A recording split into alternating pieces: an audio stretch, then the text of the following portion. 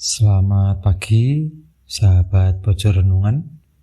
Berjumpa lagi kita hari ini, hari Minggu tanggal 23 Oktober tahun 2022. Tema renungan kita kali ini adalah buah dari doa yang tulus adalah kerendahan hati, yang diambilkan dari Injil Lukas bab 18 ayat 9 sampai 14. Mari kita mengawali dengan mohon doa kepada Tuhan. Semoga Tuhan melimpahkan berkat-Nya atas kita semua. Dalam nama Bapa dan Putra dan Roh Kudus. Amin. Allah Bapa yang Maha Mulia dan Maha Kuasa, Engkau memperhatikan semua orang, mereka yang kesepian dan lemah. Selalu Kau bantu. Para perantau dan pendosa tak Kau lupakan.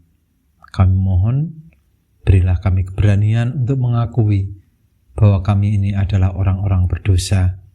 Lindungilah kami terhadap kesombongan yang mau menguasai hati kami, sehingga kami berkenan di hati-Mu dengan perantaraan Kristus Putra-Mu Tuhan kami yang hidup dan berkuasa bersama Dikau dan Roh Kudus, Allah sepanjang segala masa. Amin. Dalam nama Bapa dan Putra dan Roh Kudus. Amin.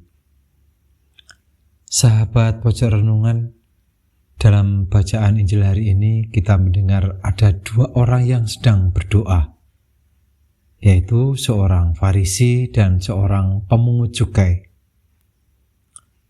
Kita tahu bahwa orang Farisi adalah termasuk orang yang terhormat, sedangkan karena pekerjaan dan perbuatannya, si pemungut cukai sering dipandang sebagai orang yang berdosa. Si Farisi mengungkapkan semua perbuatan baik yang telah dilakukannya. Dia bangga dengan perbuatan baik yang telah dilakukannya, seolah-olah Tuhan berkenan dengan doa-doanya itu. Si Farisi bahkan mempunyai keyakinan bahwa hidupnya itu adalah sempurna. Dia mau menyuap Tuhan lewat doanya dengan harapan Tuhan semakin berkenan kepadanya, seakan Tuhan hanya mencintai mereka yang sempurna hidupnya. Untung saja Tuhan tidak mau disuap. Hatinya tidak luluh karena suap. Dia adalah hakim yang tidak memihak. Tuhan mau mencintai dan sudi mendengarkan doa semua orang.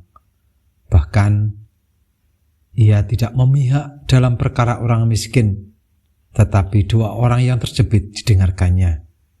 Bagaimana dalam kitab Sirah bab 35 ayat 12 sampai 13. Sebaliknya, si pemungut cukai tidak punya sesuatu yang bisa dibanggakan. Dia merasa diri sebagai orang berdosa.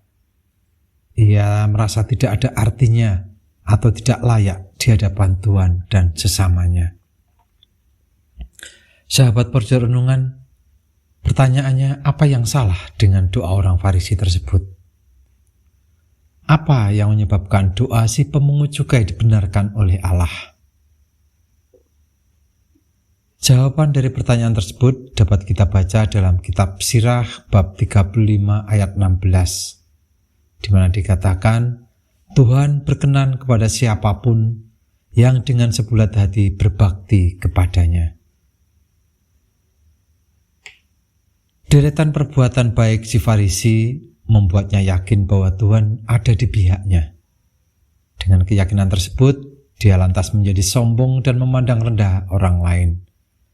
Padahal, seorang pendoa sejati meski semakin rendah hati, suapnya atau perbuatan baik yang telah dilakukan menuntut balasan dari Tuhan. Sebaliknya, si pemungut cukai sadar bahwa pekerjaan yang dilakukannya adalah kotor, dosa. Dia pantas dihakimi dan dipersalahkan oleh Tuhan. Namun, dalam doanya dia hanya memohon dengan penuh iman. Ya Allah, kasihanilah aku orang berdosa ini. Jeritan doa si pemungut cukai itu telah menembus awan, dan Tuhan sudi mendengarkannya. Sahabat Pojok Renungan, dua gambaran yang ditampilkan Yesus dalam kisah hari ini mengisahkan mengenai seorang pendoa. Tetapi Tuhan Yesus mau menekankan mana yang menjadi pendoa sejati. Seorang pendoa sejati mampu meluapkan ungkapan dalam kedalaman hati dengan tulus dan jujur. Doa orang Farisi, meski tampaknya indah dan saleh, ternyata sejatinya tidak terpusat kepada Allah, tetapi hanya terpusat pada dirinya sendiri. Berbeda dengan doa seorang pemungut cukai.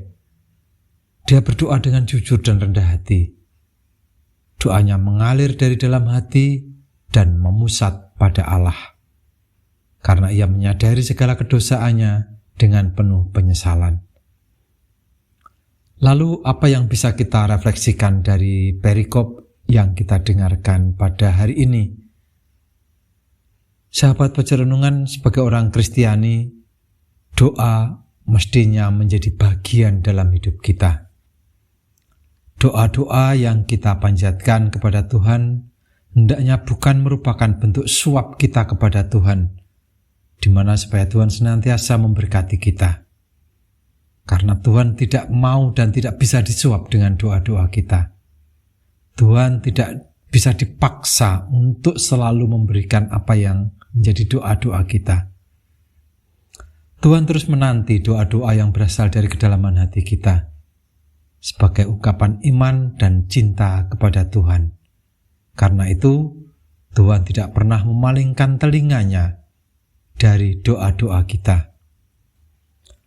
Doa-doa yang kita panjatkan hendaknya membuat kita menjadi melek atau terbuka mata kita terhadap segala kelemahan-kelemahan kita.